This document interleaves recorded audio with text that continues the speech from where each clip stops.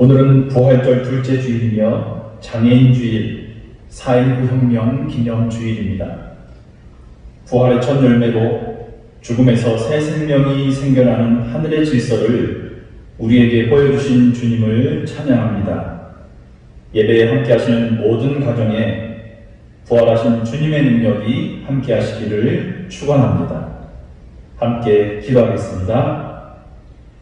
우리에게 생명, 영혼, 호흡을 주신 주님, 이 땅에서 사는 동안 주님을 기억하고 그 이름에 무한한 영광을 올려드립니다. 우리의 허물과 힘으로 찔리시고 상처 입고 매를 맞으신 주님, 주께서 우리의 죄악을 말없이 지셨으니 우리가 평화와 나음을 얻습니다. 이 시간 우리에게 보여주신 사랑과 부활의 의미를 다시 한번 가슴 깊이 되새기며 주님께 찬양과 영광을 올려드리오니 기쁘게 받으시고 우리의 죄악을 사하여 주사 헛된 생각과 썩어질 것에 마음을 두려는 어리석음도 제하여 주옵소서. 예배를 통해 주님의 뜻 분별하는 지혜도 허락하옵소서. 부활하신 우리 주 예수 그리스도 이름으로 기원합니다. 아멘.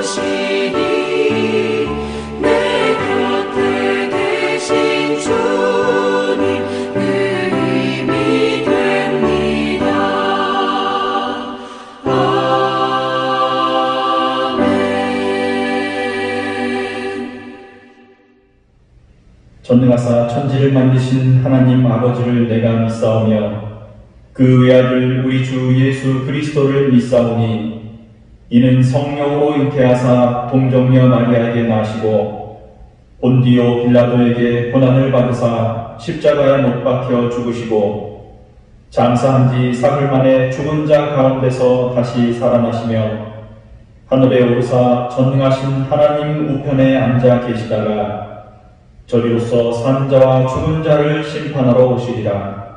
성령을 믿사오며 거룩한 공회와 성도가 서로 교통하는 것과 죄를 사하여 주시는 것과 몸이 다시 사는 것과 영원히 사는 것을 믿사옵나이다. 아멘.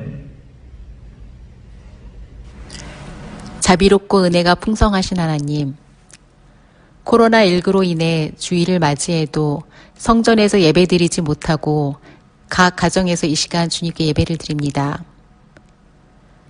코로나19 확산으로 전 세계 많은 사람들이 혼란과 불안 속에 있습니다. 가족을 잃은 사람도 있고 직장을 잃거나 경제적으로 어려움에 처한 이웃들도 많습니다.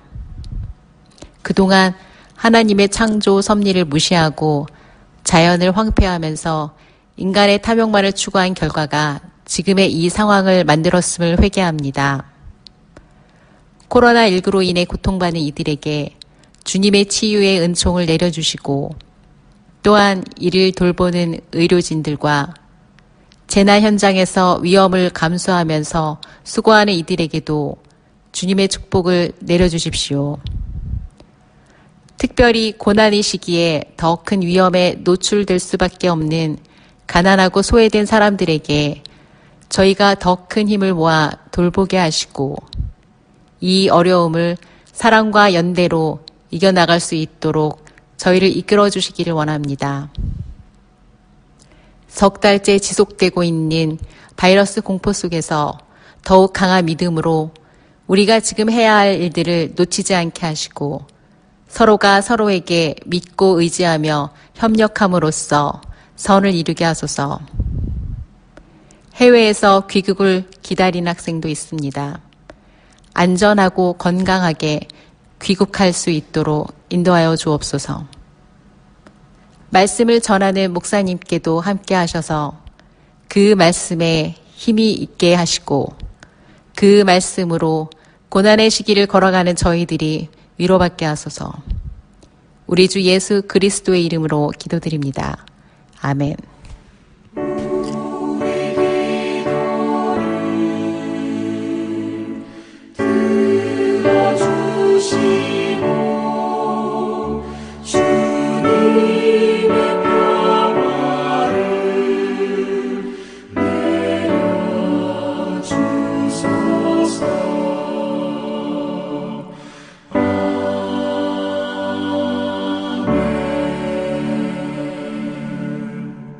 오늘 우리에게 주시는 말씀은 신약성경 누가복음 24장 30절에서 43절입니다. 그들과 함께 음식 잡수실 때에 떡을 가지사 축사하시고 떼어 그들에게 주시니 그들의 눈이 밝아져 그인 줄 알아보더니 예수는 그들에게 보이지 아니하시는지라.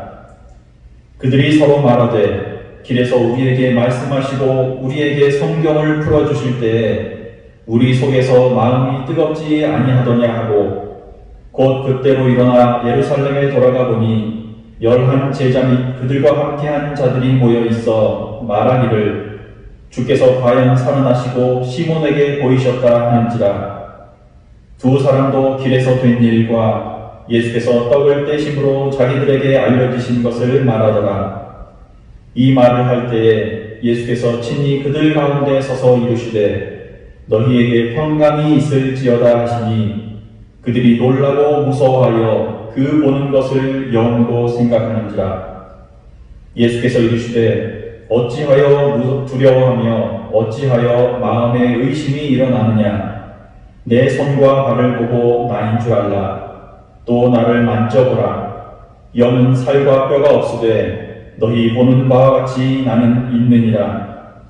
이 말씀을 하시고 손과 발을 보이시나 그들이 너무 기쁨으로 아직도 믿지 못하고 놀랍게 여길 때에 이르시되 여기 무슨 먹을 것이 있느냐 하시니 이에 구운 생선 한 토막을 드리니 받으사 그 앞에서 잡수시더라. 아멘. 오늘도 부활하신 예수 그리스도의 은혜와 능력이 예배로 함께 하시는 모든 가정과 각 심령에 함께 하시기를 축원합니다. 지난주에는 4개의 복음서들이 각기 다른 관점으로 쓰여졌고 그 다양한 관점들이 모여야 예수 그리스도의 가르침과 부활의 의미를 더 잘 알 수 있다 이렇게 말씀드렸습니다.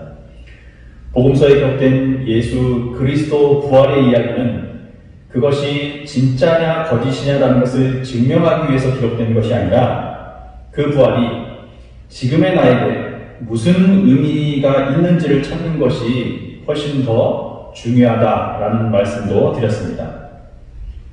본래 죽음과 어두움만 가득해야 하는 이 무덤이 영광의 장소가 된 것처럼 우리 안에 죽음처럼 좋지 않은 생각과 행실, 습관들이 영원한 생명과 빛과 소망으로 채워지는 것이 부활의 의미라고 말씀드렸습니다. 그리고 그 부활은 지금도 이 땅에서 일어나고 있는 일이고 앞으로도 계속해서 일어나야 하는 일이다 이렇게 말씀을 드렸습니다. 오늘도 부활 이야기를 조금 더 풀어가 보겠습니다. 특별히 누가복음에 나타난 부활 이야기를 좀 해보죠. 누가복음은 이방인들을 대상으로 기록된 복음서입니다. 그래서 예수 그리스도의 자비로운 모습이 조금 더 강조가 되어 있지요. 예를 들어서 마태와 마가는 예수께서 십자가에서 했던 말을 단 하나씩만 기록하고 있습니다. 엘리 엘리 라마 사박타니, 나의 하나님 나의 하나님 어찌하여 나를 버리셨습니까? 하는 버림받음에 대한 울부짖음이죠. 그런데 누가와 요한은 서로 중복되지 않는 3마디의 말을 전하고 있습니다.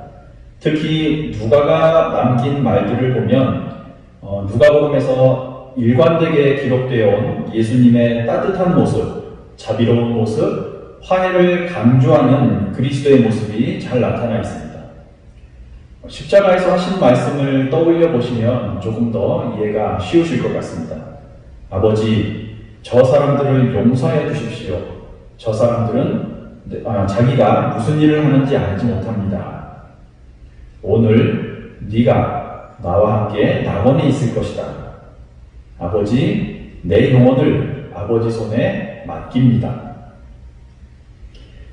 자신을 매질하고 죽이는 사람들을 용서하라는 말을 통해서 이런 일들이 모두 시종일관 자신에게 적대적이었던 유대인들의 잘못이 아니라는 너그럽고 자비로운 예수님의 관점을 이야기하고 있는 거죠. 유대인들의 잘못이 아니라고 강조하는 누가의 의도는 사도행전 3장 17절에서도 뚜렷하게 나타나 있습니다.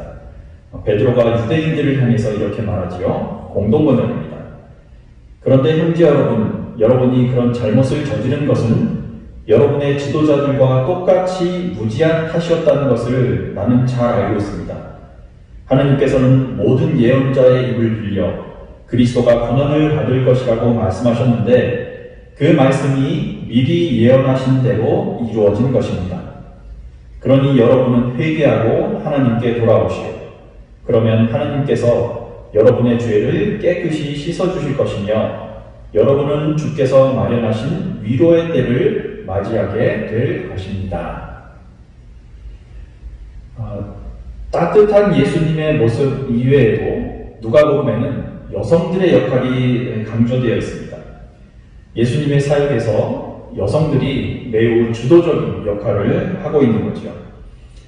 갈릴리에서도 예수와 함께 다녔던 여인들은 예수를 따라서 예루살렘으로 갔지요. 그래서 거기서 십자가형을 받는 모습을 지켜보기도 하고 시신을 돌보기 위해서 무덤 안으로 들어가기도 합니다.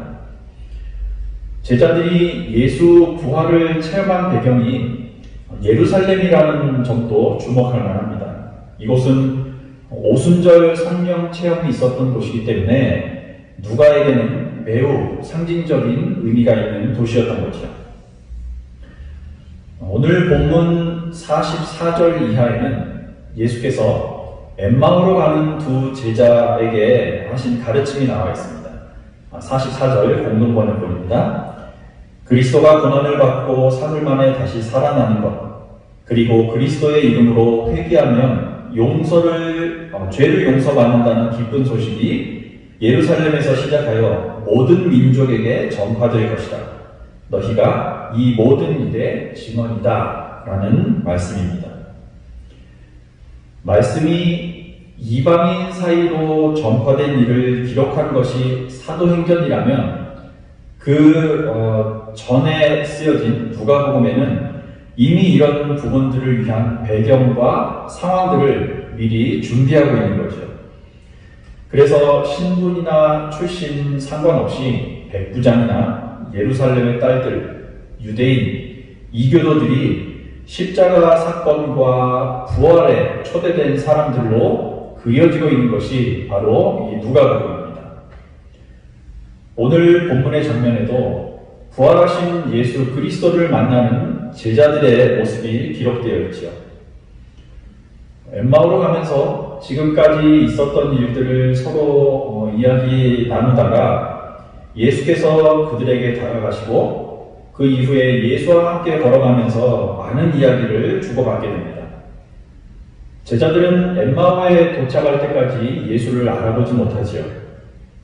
예수께서 엠마오를 지나서 더 멀리까지 가려고 하시니까 제자들이 길을 떠나기에는 너무 늦었다면서 붙잡죠. 이제 저녁이 되었으니 이곳에서 우리와 함께 묵어 가십시오. 그래서 예수께서 함께 식탁에 앉아 빵을 나누어 주신 다음에야 그때야 제자들의 눈이 열려서 그를 알아보게 됩니다. 그런데 그 순간 예수의 모습은 제자들 앞에서 사라져버리죠. 그리고 이것까지 오는 길에 그분이 성경에 대해서 이야기를 해줄 때 얼마나 뜨거운 감동을 느꼈는지를 이 두 제자가 서로 이야기를 나눕니다. 그 후에 예루살렘에서는 11제자가 다른 사람들과 함께 모여서 예수께서 정말 살아나셨다, 그리고 시몬에게도 나타나셨다, 이런 말을 하고 있었습니다. 물론 조금 전에 그 두 제자들도 길에서 겪은 일들, 빵을 떼어주실 때에야 비로소 예수를 알아보았다는 이런 말을 전해주고 있었죠. 그때 이곳에 다시 예수께서 나타나셔서 평안의 인사를 전해주십니다. 제자들은 그 모습을 보고 얼마나 무섭고 놀랐는지 예수님을 유령이라고 생각했죠. 그러자 예수께서는 제자들에게 자신의 손과 발을 내미시면서 진짜 자신이다, 그리고 그들 앞에서 생선을 드시는 모습까지 보여주십니다. 지금 말씀드린 것은 오늘 본문의 앞뒤 내용이었습니다. 예전에는 교회나 운영하는 사업체에 가장 좋은 자리 의자 하나씩을 비워두는 일들이 가끔 있었습니다. 이곳의 주인은 주님이시니 이 의자는 그분을 위해서 늘 비워둡니다. 이 의자를 보면서 저는 주님을 기억합니다 라는 거지요. 어릴 때는 나름 참 좋은 생각이다 라고 느끼기도 했습니다. 그런데 시간이 지날수록 이것이 참 위험한 신앙이었구나 라는 걸 알았습니다. 왜 그런지 부활하신 예수 그리스도께서 제자들에게 나타나시던 장면을 다시 한번 떠올려 보십시오.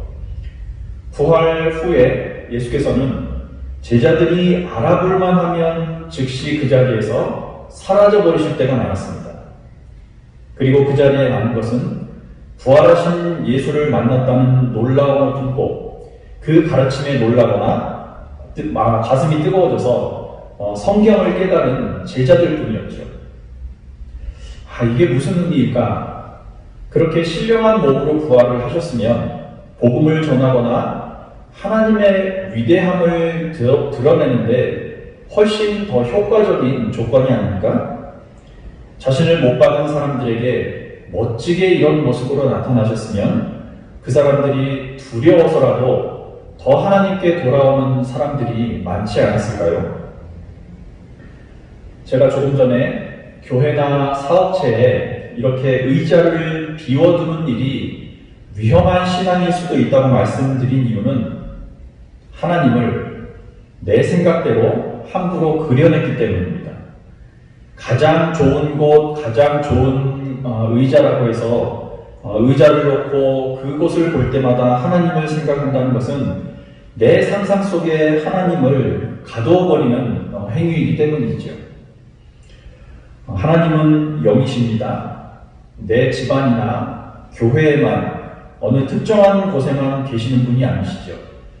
심지어 우리가 어떤 곳을 정해놓고 그곳에 하나님이 계시다고 말하는 순간 그곳은 하나님이 아닌 우상을 숭배하는 곳이 되어버리는 거죠.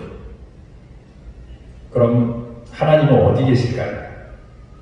우리 마음속에, 우리의 호흡 안에, 생명 안에 계시기도 하고 또 그 마음과 호흡을 넘어서 모든 곳에 계시는 분이 하나님이시다라는 것이 성경의 증언입니다.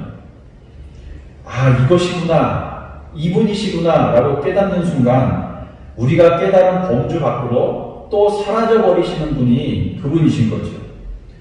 그래도 그 깨달음은 남고 그분이 알려주신 성경의 진리들은 마음속에 남아서 우리가 좀 더 그분의 성품과 가르침에 다가갈 수 있도록 방향키 역할을 해주시는 거죠. 자, 지금 말씀드린 내용은요, 우리 그리스도인들에게 매우 중요합니다. 내가 본 하나님의 모습이 진짜 하나님의 전체 모습이 아니라는 거죠. 일부이며 더 알아가는 아주 작은 과정에 불과하다는 겁니다.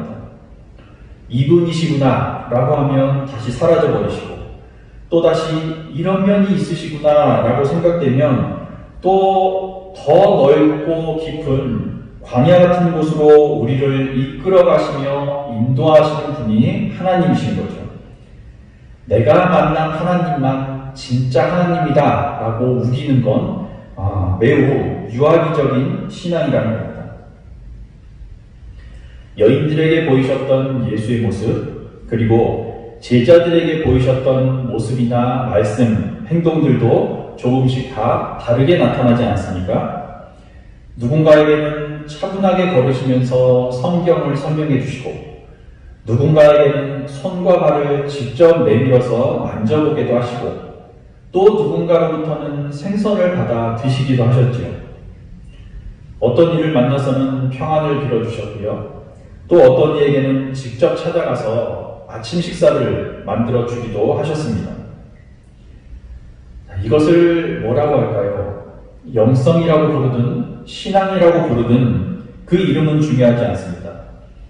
어떤 모임에서는 끊임없이 큰 목소리로 말하는 사람이, 또 어떤 모임에서는 교회 생활에 열심을 내면서 활기찬 모습을 보이는 사람이 신앙이 참 좋다라고 여겨지기도 하지요.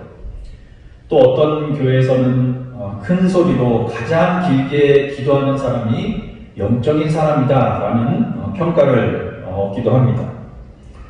뜨거운 열심, 큰 찬양, 막힘없이 큰 소리로 길게 기도하는 것이 신앙과 전혀 관계가 없다 이렇게까지 말씀드릴 수는 없지만 그런 것들 자체가 신앙의 깊고 낮음을 평가하는 기준 혹은 증거는 아니라는 겁니다. 그럼 부활하신 예수님을 만난 제자들처럼 참된 신앙을 가졌다는 기준이 있을까? 있다면 무엇일까? 이런 질문에 대해서 토저가 한 말을 귀담아 들을 필요가 있습니다. 한번 들어보십시오. 참된 신앙, 참된 영성의 척도는 우리에게서 주로 나타나는 욕구들이 무엇이냐 하는 것이다. 늘 우리 속에 깊이 자리 잡고 있으면서 삶의 동기를 부여하고 행동을 통제하고 결정지을 만큼 강력한 욕구가 무엇이냐를 묻고 스스로 대답해 보라는 겁니다. 자, 토저가 말한 기준이 7가지가 있습니다. 그것을 잠깐 소개해드리겠습니다. 그 순서는 중요하지 않고요. 첫째, 자신이 신앙생활을 하면서 행복해지기를 바라는 것인가, 거룩해지기를 바라는 것인가를 물으라는 겁니다. 신앙생활의 목적이 무엇인지 분명히 하라는 거죠. 감리교의 창시자인 존 웨슬리는 초기에 어떤 감리교 단체들 중에서 한 곳의 구성원들에게 이렇게 말했다고 합니다. 내가 보기에 그들은 사랑 안에서 온전해진 것 같지 않습니다. 왜냐하면 그들은 어떻게 하면 거룩해질 수 있는지를 배우기 위해서가 아니라 종교를 즐기기 위해 교회에 오기 때문입니다. 내가 신앙을 갖는 것이 구별된 사람으로 의롭게 살기 위해서인가, 아니면 내 행복과 풍요로운 삶을 위해서인가, 이렇게 묻는 것이 7가지 기준 중에 첫 번째였습니다. 두 번째, 하나님의 영광에 대한 갈망입니다. 기도할 때 하늘에 계신 우리 아버지, 이름이 거룩히 여김을 받으옵소서 라고 기도한 후에 반드시 속으로 제가 어떤 희생을 치르더라도 영광을 받으십시오 라는 마음을 덧붙이고 있느냐는 겁니다.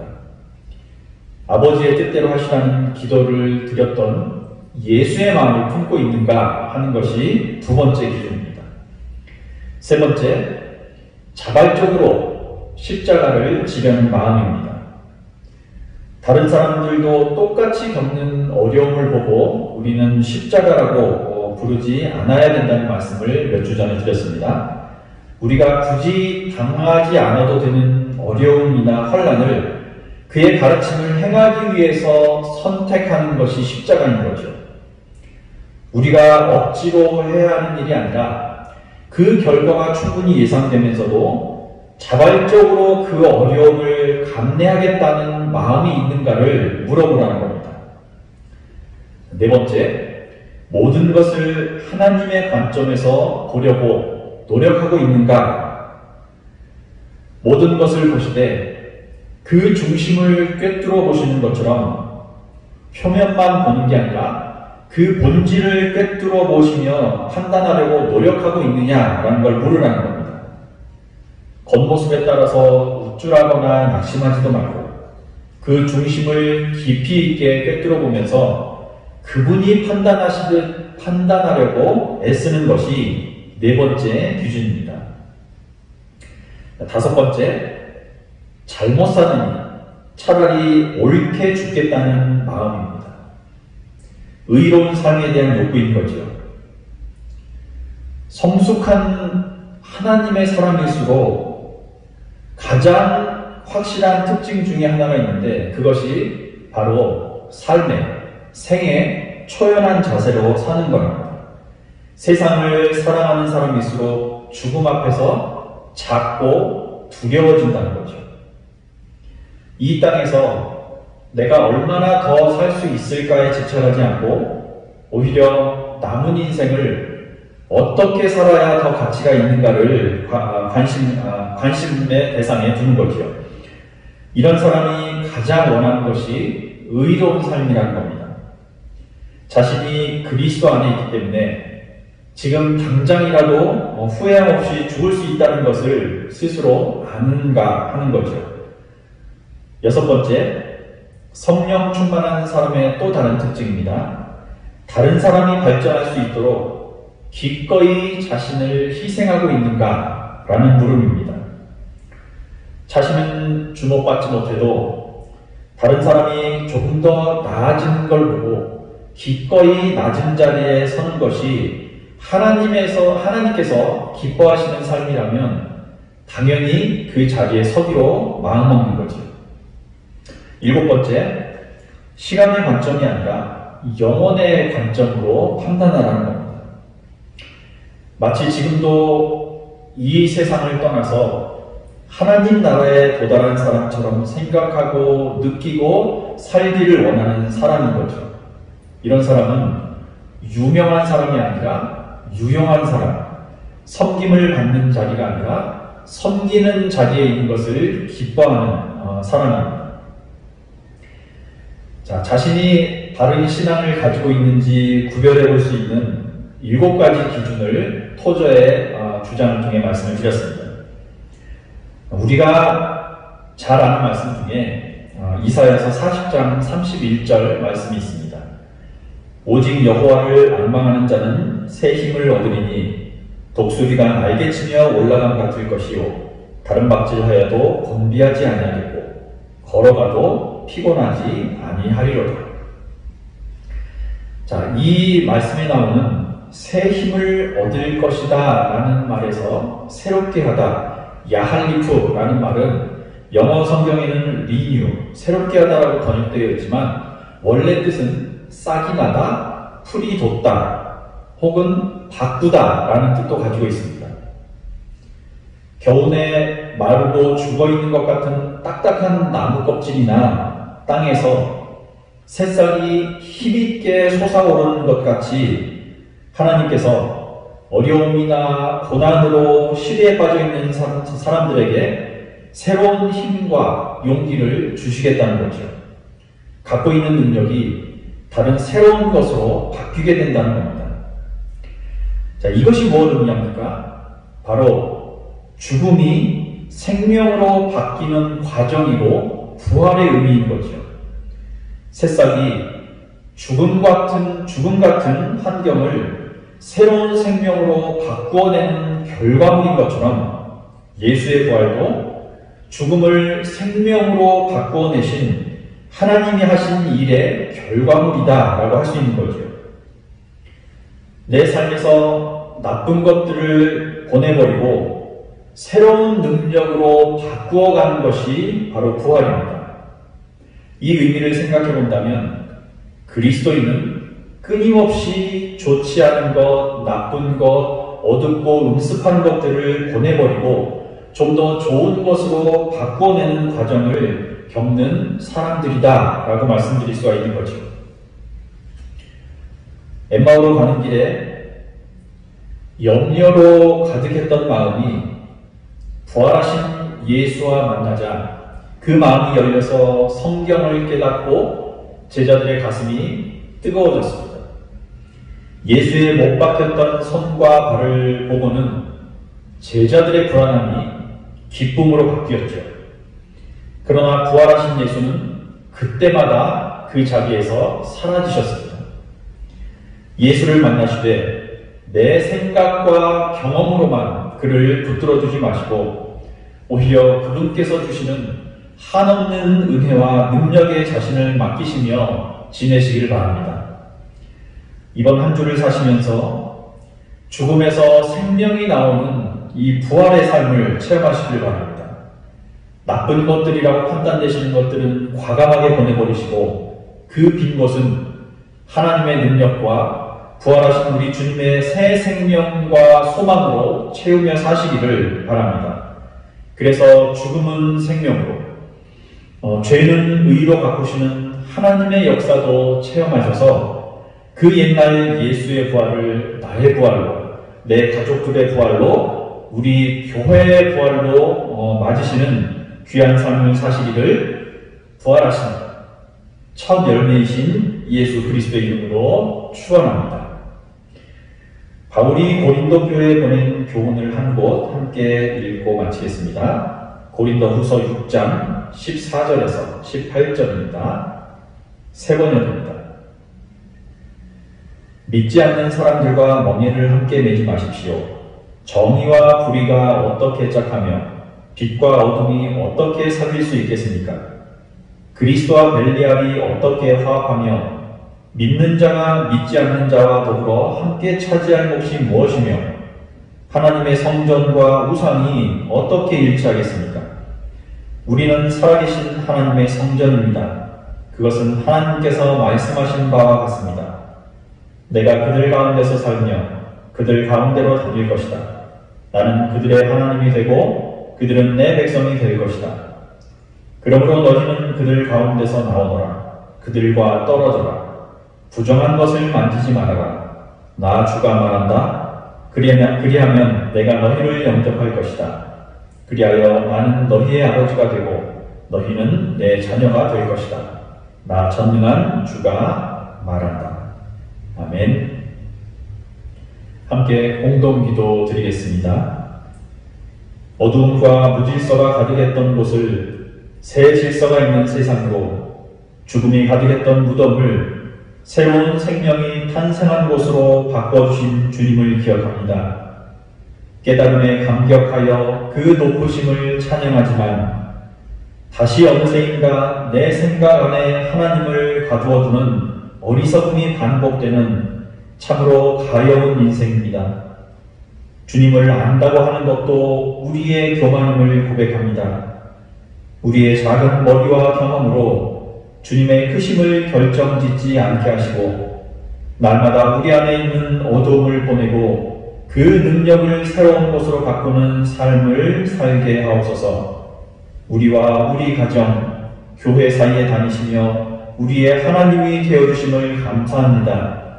이번 한 주도 예수의 부활이 우리의 부활이 되어 살게 하옵소서. 우리 구주이신 예수님 이름으로 기도합니다. 아멘. 교회 소식은 보내드린 주보를 참고해 주시기 바랍니다. 함께 드려진 예물 위에 기도하겠습니다. 정의와 불의가 함께 착할 수 없으며 빛과 어둠이 사귀지 못합니다. 그리스도와 우상을 함께 섬기지 않는 주의 자녀들이 되게 하옵소서.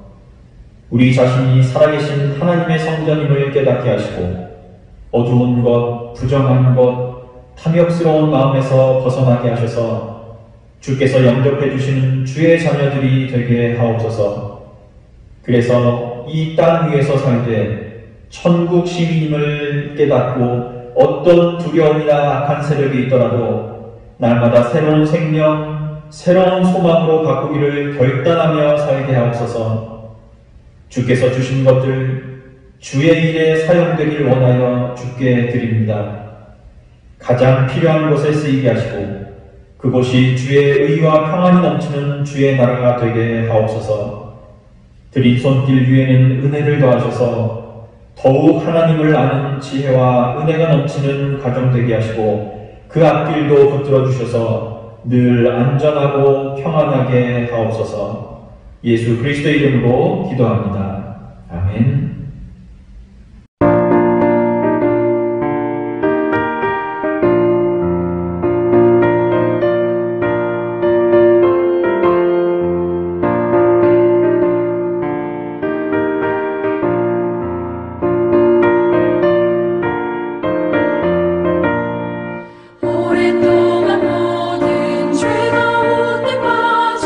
더럽기가 한량 없던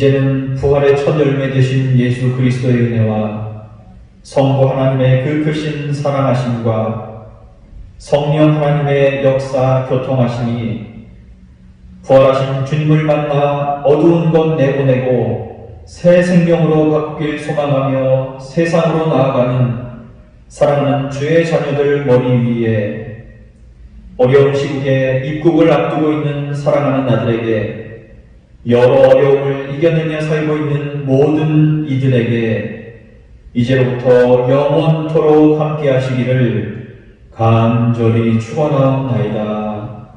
아멘.